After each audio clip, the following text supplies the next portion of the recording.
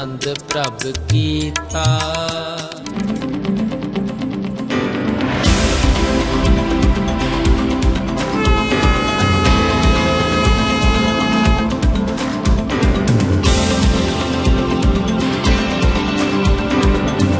अमृतसर दिल और आत्मा है पंजाब की, और ये कई हद तक राजनीतिक, आध्यात्मिक और कल्चरल कैपिटल माना जाता है।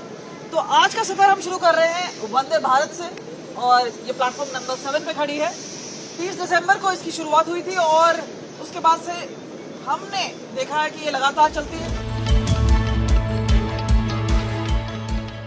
अमृतसर से लुधियाना के सफर में हम आपको पंजाब की 2 हाई प्रोफाइल सीटों का चुनावी मिजाज बताने वाले हैं, अमृतसर और लुधियाना। अमृतसर से कांग्रेस के सांसद हैं गुरजीत औजला और लुधियाना के सांसद हैं रवनीत सिंह बिट्टू। 2024 के लिए इन दोनों की तैयारी और पंजाब की 13 सीटों का मिजाज समझने के लिए हमने अमृतसर दिल्ली वंदे भारत से सफर किया। लेकिन सफर से पहले आपको अमृतसर का मूड और उसके बारे में बता दें। लोग क्या चाहते हैं यहाँ पर, सीधा उन्हीं से बात करते हैं। चुनाव सर पे हैं और एक बार फिर बात हो रही है कि पंजाब में 13 सीटें हैं, एक अहम सीट अमृतसर की है। अमृतसर के लोग क्या चाहते हैं? अमृतसर यहाँ बहुत विकास चाहते हैं, कोई विकास है ही नहीं। सबसे बड़ी समस्या है ट्रैफिक की। हर तरफ देख लो ट्रैफिक है, स्टेशन, बस स्टैंड, कहीं आप चौक पे खड़े हो जाओ आपको 15 मिनट लग जाएंगे निकलने के लिए वहाँ। जो सबसे बड़ी समस्या पहले वही है। अगर ट्रैफिक समस्या निकल गई तो सब समस्या हो जाएगी। और यहाँ पे फिर क्राइम बहुत हो गया है। अमृतसर के अंदर क्राइम बहुत हो गया। कोई टूरिस्ट सेफ नहीं है, कोई अमृतसर का आदमी सेफ नहीं है। जहाँ रास्ते में जाते हो छीना झपटी, मोबाइल छीन के ले गया, कोई पर्स छीन के ले गया। नशा इतना बढ़ चुका है ना अमृतसर के अंदर, बहुत ज्यादा। इसका हल होना चाहिए पहले, फिर आगे जो देखा विकास तभी होगा। अगर नशे का टूरिस्ट आ रहे हैं, बाकी कोई दिक्कत नहीं है। बाकी ठीक है, चलता जा रही है। एक तो नशा बहुत ज्यादा है, अमृतसर के आदमी लूटे जा रहे हैं। बाहर का तो बाद में दिखेगा ना, अमृतसर के आदमी लूटे जाते हैं। हमारे लिए तो सभी अच्छे हैं, किसकी बुराई करेंगे, सब अपने काम करेंगे। यहाँ तो 2 चीज का ही अब हम आएगी, जहाँ कांग्रेस, बस। अकाली दल भी नहीं आएगा और बीजेपी भी नहीं आएगी।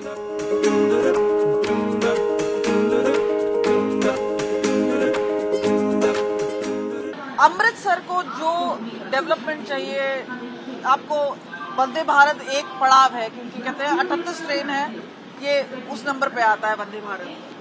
बहुत बढ़िया ट्रेन है अमृतसर वासियों के लिए, ये बहुत अच्छी चीज़ है। रेलवे ने बहुत बढ़िया फैसिलिटी दी है। शताब्दी कहते हैं कि 6 घंटे लगाती थी, ये 5 लगाती है। हाँ, इसका तो टाइम कम है। टाइम कम है।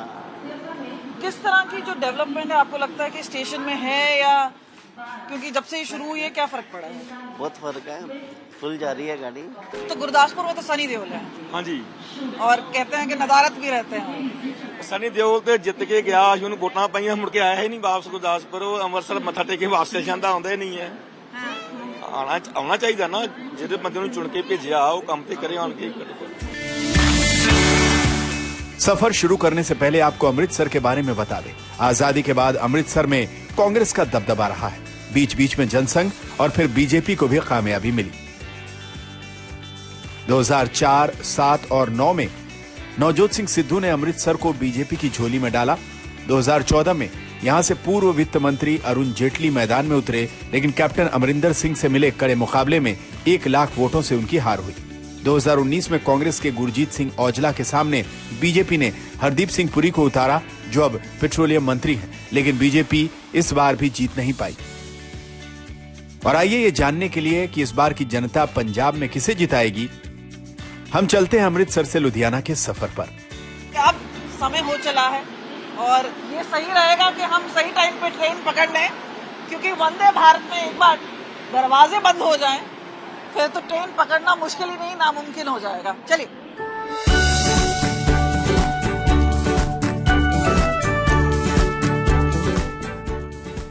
अमृतसर से पुरानी दिल्ली जाने वाली वंदे भारत ट्रेन सुबह 8:20 पर रवाना होती है। हम लुधियाना तक का सफर करेंगे, जहां तक 135 किलोमीटर की दूरी 1 घंटे 46 मिनट में तय कर ये सुबह 10:16 पर लुधियाना पहुंच जाती है। वंदे भारत में हमारा सफर शुरू हो चुका है और यहाँ पे जो यात्री हैं अलग अलग जगह से, लेकिन मूल रूप से अमृतसर की बात हो रही है। और ये जो कॉन्स्टिट्यूएंसी है, अगर हम बात करें, दूसरे नंबर स्थान पे आती है। लुधियाना सबसे बड़ा शहर है, लेकिन अमृतसर की क्या अपनी पहचान है वो तो सबको मालूम है। पंजाब अमृतसर से ही जाना जाता है, लेकिन क्या दिक्कतें हैं, लोगों से बात करते हैं। कि लोग चाहते हैं कि यहाँ पे थोड़ा इम्प्रूवमेंट हो, जॉब अपॉर्चुनिटीज अमृतसर, पंजाब में ही, ओवरऑल पंजाब में जो इंडस्ट्रियलिस्ट बंद हो चुकी है उनको रिवाइव किया जाए, ताकि लोगों को इधर ही ज्यादा से ज्यादा अपॉर्चुनिटीज अपने ही स्टेट में मिले। 5 लाख रुपए का ट्रीटमेंट फ्री है, लेकिन वहाँ आपको कह देंगे 6 महीने बाद आना, डेट ही नहीं है आपके पास, तो आप क्या करोगे?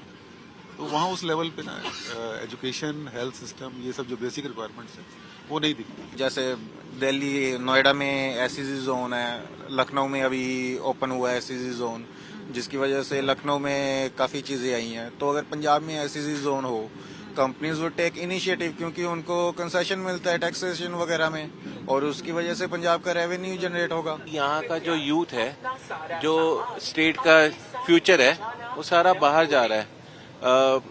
कनाडा, जिनके पास खुद की जमीनें हैं, खुद के घर हैं, गाड़ियां हैं, वो भी बाहर जाने में इंटरेस्टेड रहते हैं। उनको अपनी जमीन से उतना जुड़ाव खत्म हो रहा है लोगों का। रीजन ये भी है कि यहाँ पे जॉब अपॉर्चुनिटीज बहुत कम है। आप गुरप्रीत जी कहाँ से हैं? आप अमृतसर से? तो अमृतसर में वंदे भारत तो आई है, वहाँ वंदे भारत में है, लेकिन आपको लग रहा है कि पहले से हम देख रहे हैं मच बेटर है, फैसिलिटी मिल रही है, ट्रांसपोर्टेशन इम्प्रूव है, that's good sign of Indian Railways. Indian Railways के गुड, मतलब इम्प्रूवमेंट देख रहे हैं हम। जो बीजेपी ने जो भी करा है, उसका जो लोगों को एक्सपीरियंस जो मिला है, उसके बेसिस पे क्या आगे वो बीजेपी का आगे कंटिन्यू करेंगे। अगर अच्छा काम किया बीजेपी, डेफिनेटली बीजेपी के साथ जाएंगे लोग। और अगर उनकी कमियां हैं, जैसे जॉब्स के रिलेटेड हो गया, अलग अलग मुद्दे हैं जो लोगों के अंदर में हैं, जो किसी के पूरे हो चुके, किसी के पूरे नहीं हुए। आपको क्या लगता है कि आपके लिए सबसे बड़ा मुद्दा क्या है? मेरे लिए मुद्दा ये है कि बस ये कि जो यूथ के लिए जो रोजगार है वो मेन मुद्दा है। जस्ट इन टाइम कोई चीज इन टाइम नहीं हो रही है। लोगों को परेशानी, दफ्तरों में जाने के बाद उनका काम होता नहीं, पैसे देने के बाद भी रिश्वत बहुत, करप्शन बहुत है। इसलिए हम 2 महीने इधर रहता हूँ, मन दुखी हो जाता है, लेकिन अपना वतन है, छुड़ा नहीं जा रहा, इसलिए लोग वहाँ बाहर जा रहे हैं। चर्चा जो हो रही है उसमें एक चीज साफ हो रही है कि लोगों के अलग अलग मुद्दे हैं, और मुद्दे होने के बाद बात आती चुनाव की, और चुनाव में भी अलग अलग पहलू हैं। और कहीं बोल रहे हैं कि केंद्र में सरकार स्टेबल है, लेकिन यहाँ पर कुछ तरह का बदलाव चाहते हैं, जहाँ पे आम आदमी पार्टी की सरकार इस वक्त है, और वहां पे भी उनका कहना है कि काम हो रहा है, पर शायद उस सेक्टर्स में, उस फोकस में होना चाहिए। लेकिन क्योंकि लोकसभा चुनाव हैं, 13 सीटें हैं यहाँ पर, तो जाहिर सी बात है लोग अभी सब कुछ टटोल रहे हैं, सोच रहे हैं कि कौन आ सकता है, अमृतसर के लिए कौन सही है। इससे पहले अगर हम आपको बताएं, कुछ समय पहले हमने गुरजीत औजला हैं, जो कि मेंबर ऑफ पार्लियामेंट है अमृतसर से, उनसे बात की। सुनिए उनका क्या कहना है। तंत्र ਲਈ ਖਤਰਾ ਨੇ, ਡੈਮੋਕ੍ਰੇਸੀ ਲਈ ਖਤਰਾ ਨੇ, ਕਨਸਟੀਟਿਊਸ਼ਨ ਜਿਹੜੇ ਰਾਈਟ ਨੇ ਉਹਨਾਂ ਦੇ ਉੱਤੇ ਇੱਕ ਪ੍ਰਹਾਰ ਹੈ, ਮੈਂ ਕਹਿ ਸਕਦਾ ਇੱਕ ਬੜਾ ਵੱਡਾ ਹਮਲਾ ਹੈ। ਤੇ ਸੋ ਉਹ ਹੁਣ ਮਤਲਬ ਇੱਕ ਤਾਨਾਸ਼ਾਹੀ ਦੀ ਇੱਕ ਨਸ਼ੇ 'ਚ ਨੇ ਇਸ ਵੇਲੇ ਬਹੁਤ ਜ਼ਿਆਦਾ ਉਹਦੇ 'ਚ ਝੂਮ ਰਹੇ ਨੇ, ਉਹਨਾਂ ਨੂੰ ਨਹੀਂ ਪਤਾ ਲੱਗ ਰਿਹਾ, ਪਰ ਇਹ ਅਖੀਰ ਤੇ ਜਿੱਤ ਜਿਹੜੀ ਹੋਊਗੀ ਨਾ वो डेमोक्रेसी दी होनी है। तो यहाँ पर जो मुद्दे हैं वो साफ तौर पे नजर आ रहे हैं, लेकिन एक अहम पड़ाव है, वो है लुधियाना शहर का, जो कि सबसे बड़ा शहर है और इंडस्ट्रियल हब भी है। आइए जानेंगे कि लुधियाना में किस तरह से दिक्कतें हैं, क्या मुद्दे हैं, और किस तरफ लुधियाना का पलड़ा भारी है।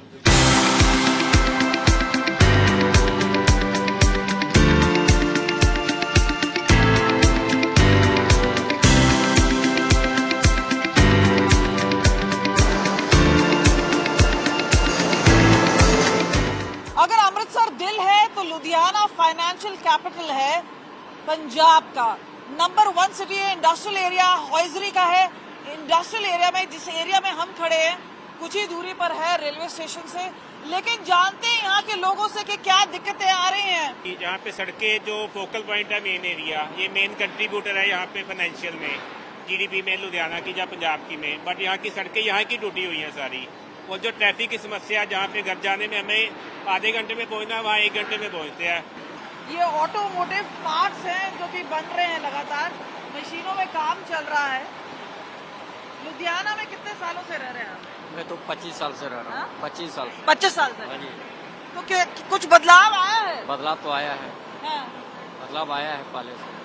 अच्छा है कि खराब? ठीक है जी। ठीक है। बीजेपी का दबदबा इस बार पंजाब में, आई थिंक बीजेपी ही आएगी। आम आदमी वाले कह रहे थे काम करेंगे, बट उनका कोई आउटपुट अभी तक निकला नहीं है। आपको क्या लगता है कि किस पार्टी का दबदबा है? बीजेपी का नहीं है जी, आम आदमी का अभी है दबदबा। वो दोबारा रिपीट कर सकती है आम आदमी, क्योंकि जो कॉमन पीपल है उनके साथ है अभी भी, उनके लिए वो कर रहे हैं काम अभी भी, पर बीजेपी का नो चांस।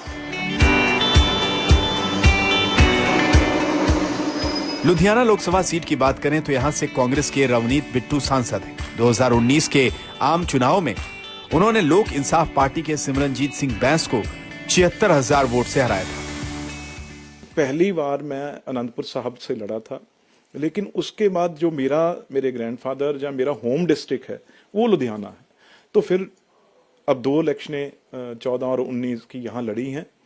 तो मैंने तो हाई कमांड को जो रिक्वेस्ट की है यही की है भी मैं अगर इलेक्शन लड़ूंगा तो लुधियाना से लड़ूंगा, नहीं लड़ूंगा। चूंकि पंजाब में आम आदमी पार्टी और कांग्रेस का कोई गठबंधन नहीं हुआ और दोनों ने अलग अलग चुनाव लड़ने का फैसला किया, लिहाजा लुधियाना से रवनीत बिट्टू का चुनाव लड़ना लगभग पक्का है। हर शहर एक कहानी बताता है अपनी, और हम आपको कहानी इस वक्त सुना रहे हैं लुधियाना की। इससे पहले हम थे अमृतसर में, तो ये सारे जो पड़ाव हैं वो अहम रहेंगे। हम आगे भी आपको वंदे भारत की जर्नी में आगे ले जाएंगे। फिलहाल अभी के लिए इतना ही। कैमरा पर्सन गिरीश के साथ कमलजीत संधू, लुधियाना आज तक।